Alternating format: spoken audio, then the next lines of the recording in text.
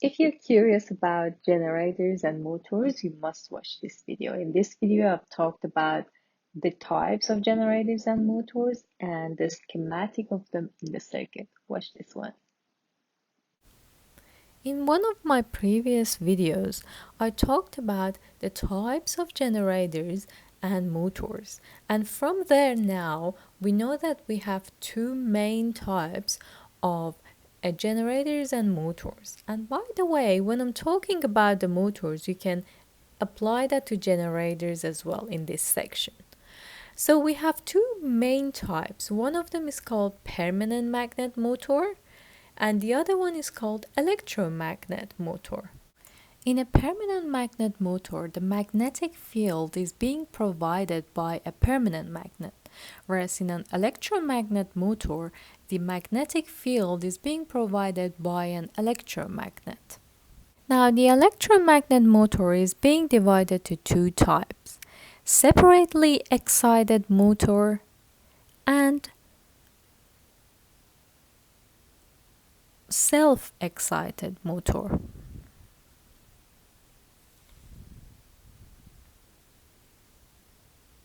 From the previous videos, we know that in a generator and a motor, we have a stationary part and a moving part. The moving part is also called a rotor or an armature. I'm going to use armature here. So, a self-excited motor is the one that the armature is out of the circuit. So as you see here, the armature is within a circuit and the rest of the circuit, which is the coil or the coil field, is in another circuit.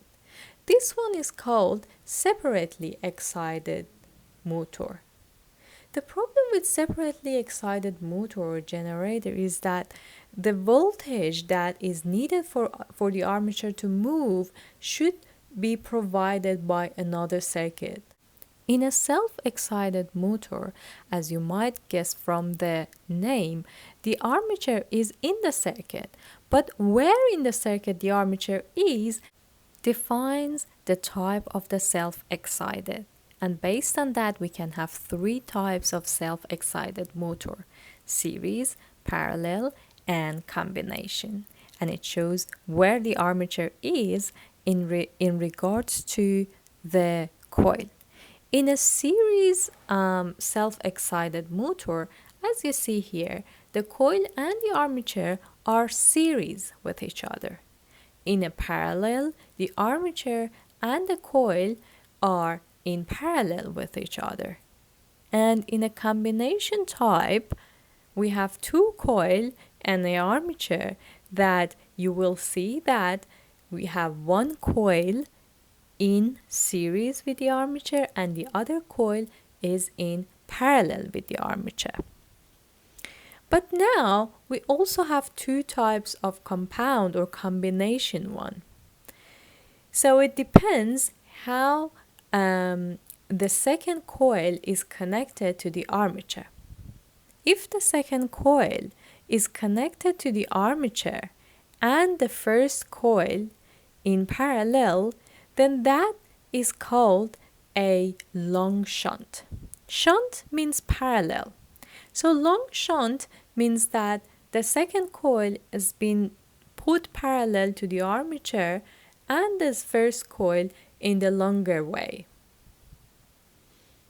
But when we are talking about the short shunt, then the armature and the second coil only are in parallel. So as you see here, the armature is in parallel with the second coil and the first coil is in series with the combination of the second coil and the armature, as you see here. Alright, we talked about generators and motors types and the schematic of them. In my next video, I will let you know how you put a generator or a motor in a circuit. Thank you.